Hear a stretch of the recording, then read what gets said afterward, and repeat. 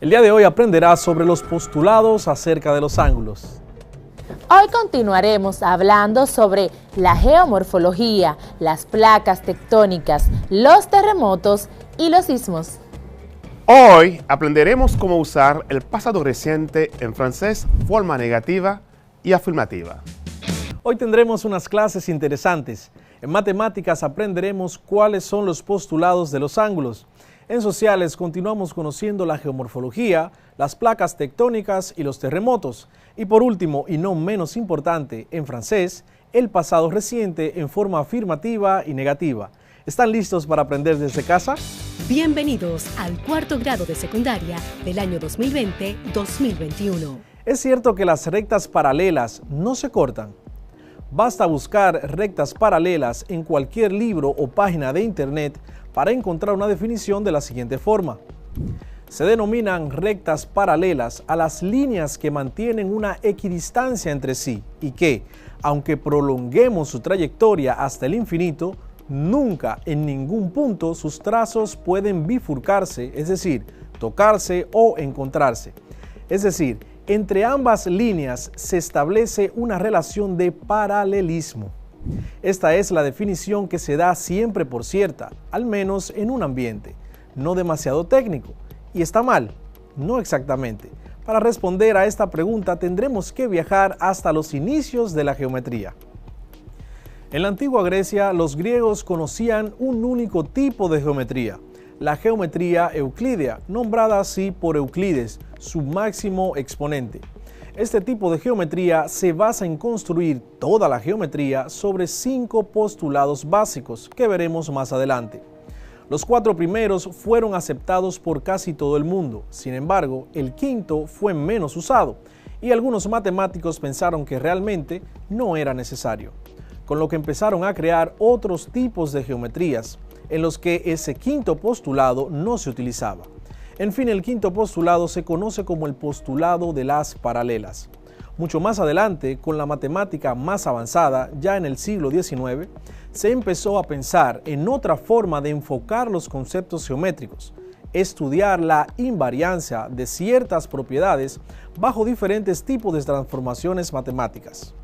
En este punto apareció un nuevo tipo de geometría, la llamada geometría proyectiva. La geometría proyectiva es la rama de las matemáticas que estudia las propiedades de incidencia de las figuras geométricas, pero abstrayéndose totalmente del concepto de medida. ¿Recuerdan los 5 postulados de la geometría euclídea? Pues para construir esta nueva geometría hacen falta bastante menos. Número 1. Si cogemos 2 puntos al azar, podemos trazar una recta que los una. Y número 2. Si cogemos 2 rectas al azar, siempre se van a cortar en un punto. Pero, ¿y las rectas paralelas? ¿Dónde está el truco? La diferencia que encontramos está en el quinto postulado de Euclides de las paralelas, que dice: por un punto exterior a una recta, se puede trazar una única paralela a la recta dada. Este axioma en geometría proyectiva no existe, de modo que todas las rectas son secantes, es decir, se cortan en un punto. Todas las rectas que conocemos como paralelas proyectivamente se cortan en el mismo punto. ¿Dónde está ese punto? En el infinito. Las rectas paralelas desde el punto de vista de la geometría proyectiva se cortan en el infinito, pero basándonos en la geometría euclideana, las rectas no llegan a cortarse nunca. Es algo difícil de ver si no se tienen nociones de matemáticas avanzadas, pero vamos a poner un ejemplo para verlo mejor. Las vías del tren son paralelas, deben serlo, si no el tren no funcionaría. Ahora vamos a olvidarnos de la idea de medida y entrar en la geometría proyectiva. Si estuvieras en medio de las vías del tren, ¿qué ves? Verías algo así. Desde el punto de vista, sin tener nociones de distancia, ambas barras laterales de las vías se acercan cada vez más y más. Luego, lejos en el horizonte, van a cortarse. ¿Y dónde está el horizonte? pues en el punto llamado infinito. Es lo mismo, llamado de distintas formas. Un matemático lo llamará infinito. Un pintor de cuadros lo llamará punto de fuga. Pero, ¿es esto cierto? Más que matemática parece filosofía. Pues sí, es cierto. Es más, en el siglo XX, el propio Einstein, apoyándose en los exhaustivos desarrollos geométricos de los matemáticos del siglo XIX, consiguió demostrar que, a gran escala, el universo se puede interpretar mejor con estas nuevas geometrías que con el rígido espacio euclidiano. Y ahora, ¿qué piensas? Bienvenidos al cuarto grado de secundaria del año 2020-2021. Hola queridos estudiantes, qué alegría poder continuar desde este espacio, compartiendo temas de interés para su desarrollo intelectual. Soy tu profesor Alexander García. Esto es Cuarto de Secundaria, el único espacio donde las matemáticas toman sentido. En la clase anterior destacamos los sistemas de medidas de ángulos y cómo hacer conversiones entre ellos. Los sistemas que trabajamos fueron el sistema sexagesimal, el sistema circular o el sistema de radianes y el sistema centesimal. Hoy estaremos trabajando los postulados sobre ángulos. Primero que todo, recordemos el concepto de postulado que vimos en nuestra primera clase en el año cuando iniciamos en noviembre. Postulados son proposiciones, es decir, afirmaciones tan evidentes que generalmente se aceptan sin demostración. La obra Elementos de Euclides está basada en 5 postulados que se consideran aplicables a todas las ciencias. Estos son postulados de Euclides. Número 1. Dos puntos distintos cualesquiera determinan un segmento de recta. Número 2. Un segmento de recta se puede extender indefinidamente en una línea recta. Número 3. Se puede trazar una circunferencia dados un centro y un radio cualquiera. Número 4. Todos los ángulos rectos son iguales entre sí. Número 5. Si una recta M corta a dos rectas P y Q de tal forma que la suma de los ángulos interiores sobre el mismo lado de M es menor que dos ángulos rectos, es decir, menor que 180 grados, entonces las rectas P y Q se cortan en el lado de M en el que la suma de los ángulos interiores es menor que dos ángulos rectos. De los muchos sustitutos creados al quinto postulado de Euclides, el más usado es el de John Playfair, matemático y físico escocés, el cual dice: por un punto exterior a una recta pasa solo una paralela a esta recta. Claro está, esto es cierto hasta que entramos en el campo de la geometría proyectiva, como mencionamos al principio, donde este postulado no aplica. Como podemos observar, hay una diferencia marcada entre el quinto postulado y los otros 4. Durante más de 2000 años, numerosos matemáticos trataron de demostrarlo sin tener frutos, debido a que este postulado de las paralelas es independiente al resto de los postulados, por lo cual no puede deducirse de ninguno de ellos. Nikolai Ivanovich de Rusia, János Bolyai de Hungría y Karl Gauss de Alemania individualmente trataron de suponer lo contrario al quinto postulado de Euclides, según la forma de Playfair, dando nacimiento así a las geometrías no euclidianas. Según Bolyai, por un punto exterior a una recta no pasa ninguna paralela a la misma. De ahí surge la geometría elíptica. Según Ivanovich, por un punto exterior a una recta existen al menos dos rectas paralelas a la misma. De ahí surge la geometría hiperbólica. Estos postulados diferencian la geometría elíptica e hiperbólica de la geometría euclidiana. Los demás postulados de Euclides se satisfacen en las 3 geometrías. Ahora veamos algunos de los postulados sobre los ángulos. La medida del ángulo A o B más la medida del ángulo B o C es igual a la medida del ángulo A o C. Esto es, la medida del ángulo más grande es la suma de las medidas de los ángulos más pequeños. Veamos algunos ejemplos de las sumas de ángulos. Llamaremos suma de dos ángulos A y B a otro ángulo C, cuya medida sea igual a la unión de las medidas de A y de B. La suma de los ángulos se puede resolver de forma analítica y de forma gráfica. La forma analítica se determina igual que la suma aritmética. La solución gráfica se obtiene dibujando los sumandos como ángulos consecutivos, usando un transportador de ángulos. La suma será el ángulo formado. Veamos entonces estos ejemplos aquí en la pizarra. Nos piden que sumemos el ángulo A, que es igual a 36 grados, y el ángulo B, que es igual a 43 grados. Primero lo haremos de forma gráfica, dibujando los ángulos de manera consecutiva. Vamos a dibujar aquí, a construir el ángulo A, que es igual a 36 grados. Coloco mi transportador. Primero trazo un segmento de recta. Coloco mi transportador haciendo coincidir el centro con el inicio de la recta o el lugar donde vaya a ser mi vértice de los ángulos. Entonces, hago coincidir el 0, lo que es igual a 180 grados, en el lado o la recta que acabo de trazar y ubico entonces para el otro lado del ángulo el número 36, el grado 36. Ubico aquí, empieza 0, 10, 20, 30, 31, 32, 33, 34, 35 y 36 y pongo un punto.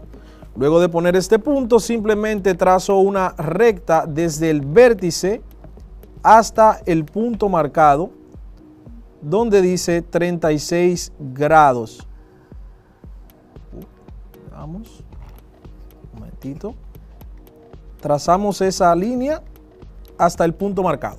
Ya tenemos ahí el ángulo A, que mide 36 grados. Luego, de manera consecutiva, trazamos entonces el ángulo B, que mide 43 grados. Para trazar un ángulo de manera consecutiva, tomamos uno de los lados, no importa el que sea, y hacemos coincidir el centro con el vértice, que será el vértice en común, y el 0 o 180 grados coincidirá con el lado en común que tendrán los dos ángulos consecutivos. A partir de ahí entonces contamos, el ángulo B es igual a 43. Tenemos aquí el 10, 20, 30, 40, 41, 42 y 43 por acá. Trazamos de igual modo la recta que los une. Y ahí está. Esta sería la suma del ángulo A, que mide 36 grados. Este aquí sería, vamos a nombrarlo para que estén identificados. Este sería el ángulo A. Y aquí sería el ángulo B.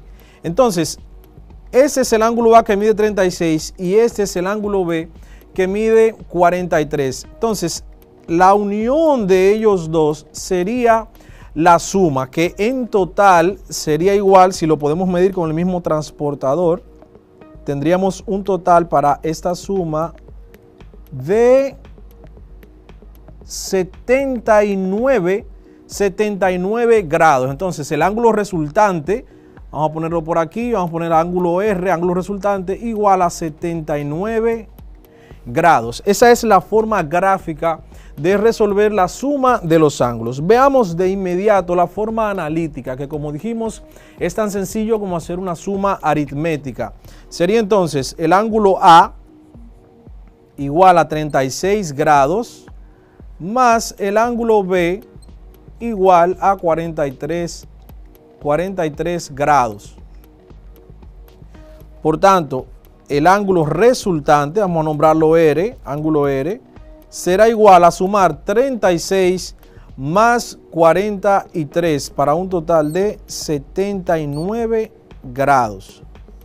Así se resuelve de manera analítica. Veamos el siguiente ejemplo. Ángulo M igual a 12 grados. Ángulo N igual a 20 grados. Nos piden la suma. Lo hacemos primero de la manera gráfica, construyendo los ángulos uno a continuación del otro. Hago coincidir el centro del transportador con el punto donde será el vértice. En mi caso he escogido el inicio de la recta. Hago coincidir la recta con el 0 o el 180 de mi transportador y cuento ángulo de 12 grados, el ángulo M. Entonces tengo aquí 10, 11 y 12. Es un ángulo pequeñito. Trazo mi recta que unirá el vértice con el punto que acabo de marcar, equivalente a 12 grados. Ahí tengo entonces el ángulo M, igual a 12 grados. A continuación de este, usando el mismo lado en común, trazo entonces el ángulo N, que es igual a 20 grados. Coloco el centro de mi transportador en el vértice y hago coincidir el 0 con el lado que será en común de los dos ángulos. Y entonces encuentro ahora el ángulo N, me dicen que es igual a 20 grados. Está por aquí, 10, 20 grados. Por tanto, trazo entonces la línea que unirá el punto del vértice con el punto donde el ángulo mide 20 grados. Y ahí está, este sería el ángulo N. Ángulo N. La suma de estos ángulos sería el ángulo resultante, que va desde N hasta M, porque están de manera consecutiva. Entonces, ese sería el ángulo resultante, que si lo medimos entonces completo, esto sería un ángulo igual a 32 grados. Es muy sencillo, es muy práctico hacerlo así de manera gráfica. Entonces hacemos finalmente de manera analítica, utilizando una suma aritmética sencilla.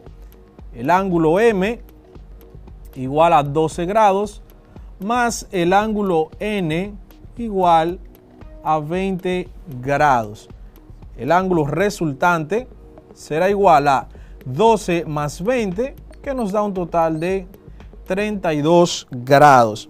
De esta manera entonces podemos aplicar el postulado de la suma de los ángulos, que recordamos simplemente equivale a sumar la medida, sea analíticamente o sea de manera gráfica. Ahora veamos entonces el postulado acerca de los complementos de los ángulos, o sea, el postulado del complemento de un ángulo. Dos ángulos son complementarios si suman 90 grados. Estos dos ángulos, un ángulo de 40 grados y un ángulo de 50 grados, son ángulos complementarios porque a la hora de sumar sus medidas, el resultado es un ángulo de 90 grados. Fíjate que juntos hacen un ángulo recto, pero los ángulos no tienen por qué estar juntos. Estos dos ángulos también son complementarios. Un ángulo que mide 27 grados más un ángulo que mide 63 grados. El resultado es 90 grados. Ahora veamos algunos ejemplos de cómo calcular el complemento de un ángulo. Ya vimos que el postulado del complemento nos dice que la suma de dos ángulos, si es igual a 90 grados, entonces esos ángulos son complementarios. Nos piden aquí que determinemos el complemento de estos tres ángulos. Es muy sencillo, más de lo que crees. Si observas, según el postulado, la suma de esos ángulos debe dar 90. Por tanto, para determinar el complemento, simplemente debemos restar 90 grados, que es el total del ángulo que nos están dando. Entonces, complemento del ángulo A será igual a 90 grados menos, ¿cuánto es el ángulo A? 50 grados. Es muy sencillo. El complemento entonces del ángulo A será igual a 90 grados menos 50 grados. Muy sencillo. Eso es igual a 40 grados. ¿Cómo compruebo si mi resultado es correcto? Muy sencillo. Solamente debo sumar el ángulo complemento que obtuve como resultado más el ángulo que me están dando. Si el resultado es 90 grados, entonces sí lo hice correctamente y sí ese es el complemento del ángulo que andaba buscando. Vamos al siguiente. Complemento del ángulo B. El ángulo B mide 35 grados, entonces eso será igual a 90 grados menos 35 grados que mide el ángulo B. Para un total de, si calculamos aquí, 90 menos 35, 90 grados menos 35, eso nos da un total de 55 grados. Al igual que como el ejemplo anterior, para comprobar, sumamos el resultado y lo sumamos con el ángulo que nos están dando y el resultado debe dar 90. Por último, complemento del ángulo C. El ángulo C mide 65 grados, por tanto eso será igual a 90 grados menos 65 grados que mide el ángulo C. Eso nos da un total de 90 menos 65, eso da 25 grados, 25 grados. De igual modo como en la suma de los ángulos, esto lo podemos resolver de manera gráfica. Simplemente dibujas un ángulo de 90 grados de manera consecutiva o interno a él dibujas el ángulo que te están dando. Entonces el sobrante será el ángulo complementario. Ahora vamos a ver el postulado del suplemento. El postulado del suplemento establece que si dos ángulos forman un par lineal, entonces estos son suplementarios. Recuerda que un par lineal se refiere a que los lados no comunes de dos ángulos son rayos opuestos. Por tanto, la suma de estos dos ángulos son iguales a 180 y por tanto serán suplementarios. Un ejemplo de un par lineal rapidito sería, por ejemplo, si tengo los tres marcadores, estos serían los lados opuestos, los rayos opuestos. Si tengo, por ejemplo, un lado en común aquí arriba, esto sería entonces dos ángulos suplementarios. Por tanto, la suma de este ángulo, si yo lo pongo de manera perpendicular, cada ángulo de estos mide 90 grados. 90 más 90 es igual a 180. Si yo lo inclinara un poquito, por ejemplo, un ángulo de 45 grados, entonces el ángulo que sobra al sumarlo también medirá 180, puesto que sus dos rayos no comunes son opuestos y siempre medirá un ángulo de 180 grados. Veamos rápidamente unos ejemplos de cómo determinar el suplemento de unos ángulos dados. Determinar el suplemento. Determinar el suplemento de los ángulos dados. Suplemento. El ángulo A, vamos a tener un ángulo A igual a 25 grados, un ángulo B igual a 86 grados y por último un ángulo C igual a 83 grados. Así como hicimos en el ejemplo anterior acerca del complemento, simplemente debemos restar 180 grados a los ángulos que me están dando y el resultado será el complemento. Entonces tenemos el suplemento del ángulo A. Suplemento del ángulo A será igual entonces a 180, que es mi patrón a seguir, menos 25 grados, que es el ángulo A que me están dando. Eso me da un total, vamos a ver, 180 menos 25, 180 grados menos 25, me da un total de 155 grados, 155 grados. Por tanto, el suplemento de un ángulo de 25 grados es igual a 155 grados. Seguido, el complemento del ángulo B. El ángulo B me dice que mide 86. Por tanto, 180 grados menos 86 grados será igual. 180 grados menos 86 me da un total de 94 grados. El suplemento de un ángulo de 86 grados es un ángulo de 94 grados. Por último, suplemento del ángulo C. El ángulo C mide 83 grados. 180 grados menos 83 será igual. 180 grados menos 83 será igual a 97 grados. Muy sencillo. Si queremos comprobar que los resultados fueron correctos, al igual que como en el complemento, simplemente debemos sumar el resultado, sumárselo al ángulo que nos están dando y el resultado debe dar 180. Hasta hoy ha llegado el uso de esa herramienta imprescindible que es el reloj, cuyo invento y desarrollo ha estado ligado a las ciencias de las matemáticas y la física. han cambiado de forma y se han incorporado a nuestros dispositivos electrónicos. Los celulares, las tablets, las computadoras poseen un reloj para mantenernos al tanto de la hora y poder hacer buen uso de nuestro tiempo. El reloj tiene 4.000 años.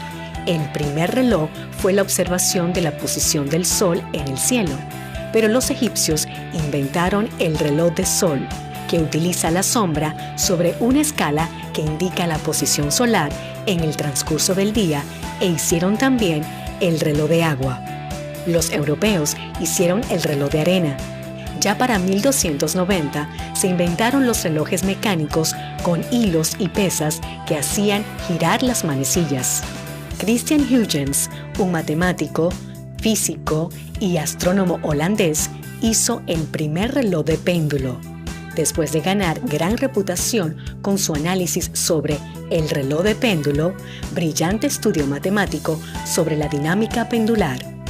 El reloj de bolsillo con leotina o cadena se hace a mediados del siglo XV.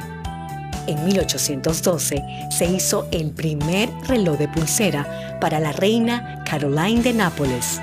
Louis Cartier, a comienzos del siglo XX, diseñó para el pionero de la aviación, el brasileño Alberto Santos Dumont, el reloj de muñeca, Santos de Cartier. En 1920, el primer reloj de pulsera automático fue hecho con péndulos de inercia, después llegaron los de baterías. Hoy tenemos dispositivos de muñeca que, además de dar la hora, nos miden parámetros de salud, nos ayudan en nuestro entrenamiento físico y hasta en nuestra dieta. A estos les llamamos relojes inteligentes. Y volviendo a los ángulos, como ya habíamos visto, los ángulos son dos semirrectas que tienen un mismo punto de origen al que llamamos vértice. Un ejemplo excelente de ángulos son las manecillas del reloj. 12 y 10. Ellas hacen un ángulo agudo, que es aquel que mide más de 0 grados y menos de 90 grados. 3 de la tarde. Ellas hacen un ángulo recto, que es aquel que mide 90 grados. 2:55. Ellas hacen un ángulo obtuso, que es aquel que mide más de 90 grados y menos de 180 grados. 6 de la tarde, ellas hacen un ángulo llano, que es aquel que mide 180 grados. Para las 12, ellas hacen un ángulo completo, que es aquel que mide 360 grados.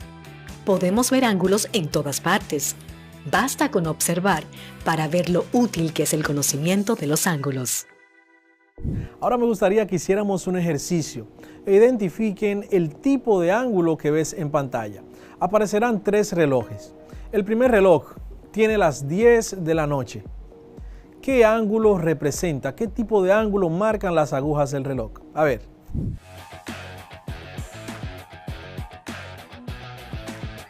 Excelente, un ángulo agudo. Un ángulo agudo, te recuerdo que es aquel que mide más de 0 grados y menos de 90 grados.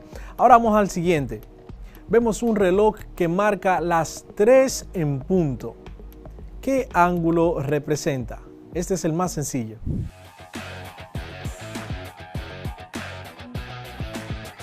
Exacto, un ángulo recto. El ángulo recto, te recuerdo que es aquel que parece una L, que tiene forma de L y que mide siempre 90 grados. Por último, veamos este reloj que tiene marcado las 5:30. ¿Qué ángulo representa? A ver.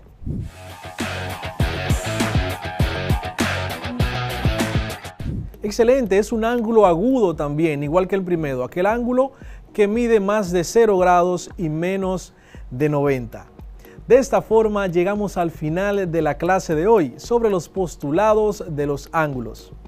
Te recuerdo que un postulado es una afirmación que generalmente se acepta sin demostración. El padre de la geometría, Euclides, su obra Elementos, estaba fundamentada en 5 postulados que aún siguen vigentes hoy, dentro de los cuales el quinto, conocido como el postulado de las paralelas, ha sido el más renombrado, puesto que no fue aceptado por muchos matemáticos de la época. Más adelante se demostró que la geometría proyectiva este postulado lo rechaza, es decir, que no es válido. Ahora te invito a profundizar más sobre el tema y seguir trabajando con tu maestro tutor. Gracias por seguir aprendiendo desde casa y preservando tu salud. Soy tu profesor Alexander García. Esto fue Matemáticas para cuarto de secundaria. Nos vemos en la próxima. Cuarto grado de secundaria.